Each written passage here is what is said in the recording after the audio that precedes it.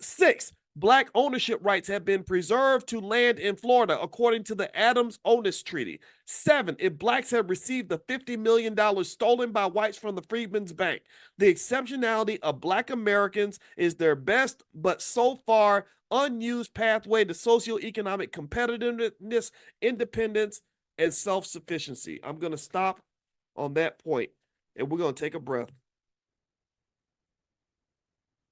And I want us to kind of process this for a minute. I want us to meditate on what Dr. Anderson said.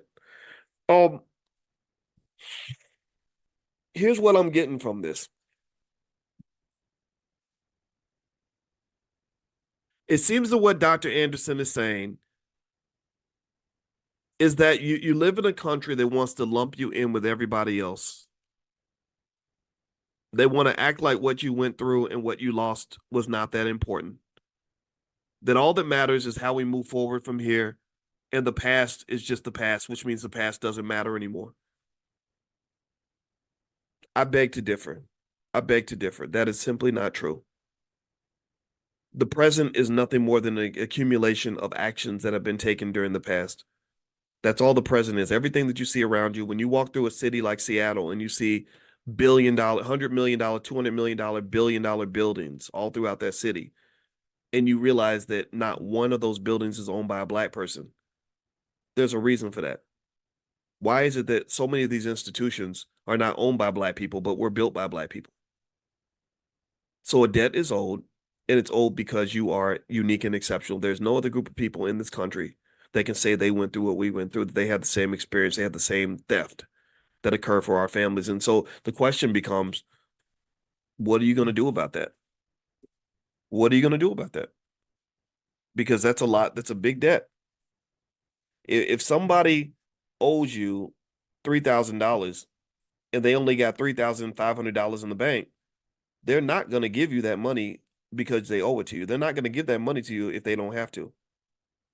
If you just say, oh, well, we can still be friends, we're still cool, then guess what? They might send you $50 or something.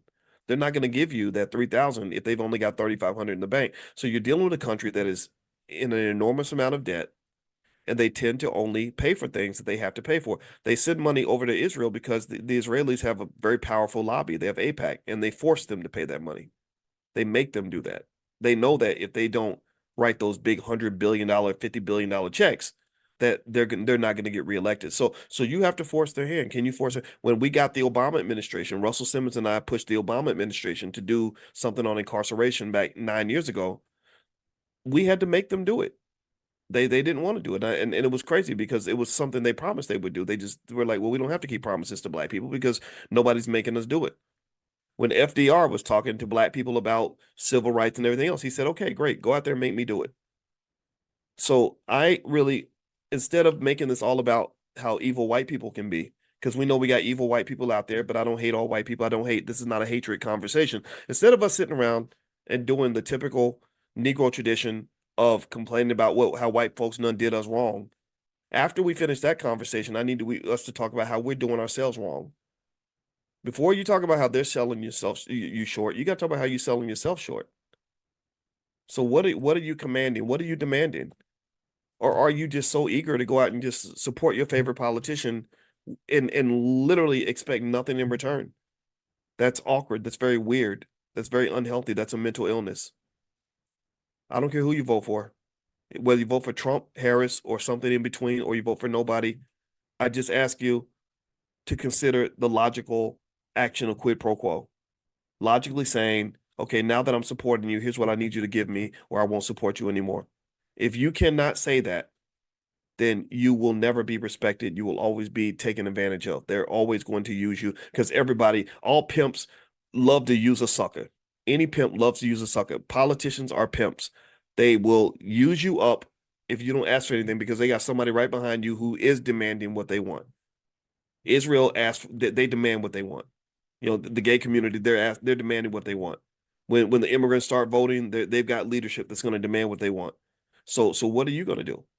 That's it. That's all. That's my whole point today. I'm not going to keep going on forever. I got to go and do some other stuff. I think I've done enough yelling and screaming today. I've given us enough to think about. If you want to go take a look at Dr. Anderson's book, you can go to powernomics.com. That's where you can find his books. It's called The Black History Reader. Powernomics is there as well. I keep these books very handy. I encourage you. First of all, we should support this man. This man, all that money, all these brothers raising these people that raised $2 million to help Harris get elected when she said she would do nothing specifically for Black people. I would love for those same men to get together and raise, a couple $1 million for Dr. Anderson, the Powernomics Corporation, who has spent 50 years doing things specifically for Black people. How is it that you will give your best to people who give you their worst, and give your worst to people who give you their best? This man has done work that no one else is willing to do. And I find that really fascinating that you put him at the bottom of the pile and you put people who hate you and don't respect you at the top of the pile. That speaks to a self-esteem issue. That's a mental health issue. That's no different from the guy who treats one woman really well and she's the one who doesn't even like you.